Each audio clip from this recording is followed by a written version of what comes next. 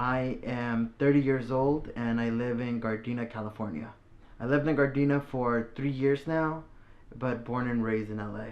The whole grinder experience for me has been more about who is in the area that you can fuck than being in the area and trying to befriend a friend.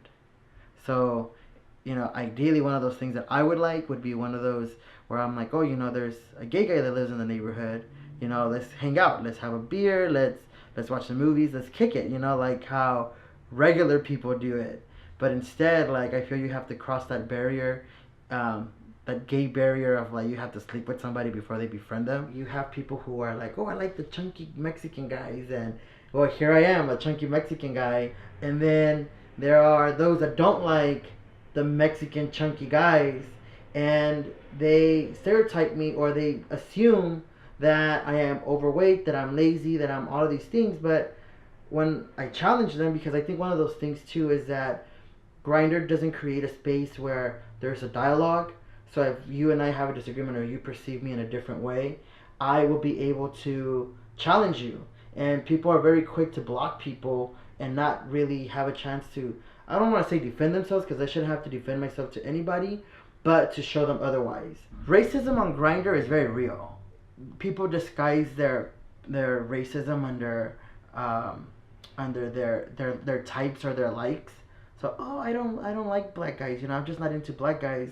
And then the question is why, and you start hearing all these stereotypes that are into them. The stereotype, which I think happens throughout LA, and I think is very interesting, is that racially, I'm a Mexican and I live in Gardena. I live in a poor neighborhood, so they often associate that with me being like an immigrant, me being uneducated, me being a gangster, and all these things. But I'm none of that, and so I think those are the things that stereotype the neighborhood altogether, that transcends just even being gay. It just goes into pointing out like social problems that exist in the neighborhood and who are in those problems.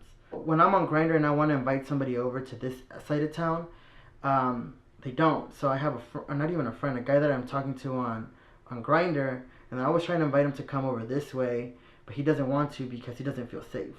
So parking is street parking. He's like, oh, they're gonna rob my car or they're gonna do this, and I'm like, dude, it's a very nice neighborhood. Like, there's nothing here that people would steal from you. Like very calm, very diverse, and whatnot. So chances, the more than likely, I go to his area than him coming to my area.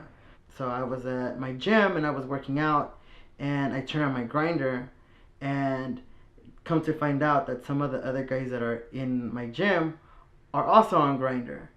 And so Grindr then became one of those places where, I check in on my friends, and we started meeting, like we just started chatting and talking about guys on Grindr. But more importantly, we were able to attract more people, more gay people into our gym or our particular working out time, so that they could come and check out the area. I do use Grindr to expand my community, to get to know people, to see the possibilities, because even though I haven't met somebody who I am romantically involved with, like I still haven't lost hope. I still think that there's somebody out there, but the thing to go through that is that you have to almost like go through the bullshit and then find the diamonds in the rough, I guess you can say.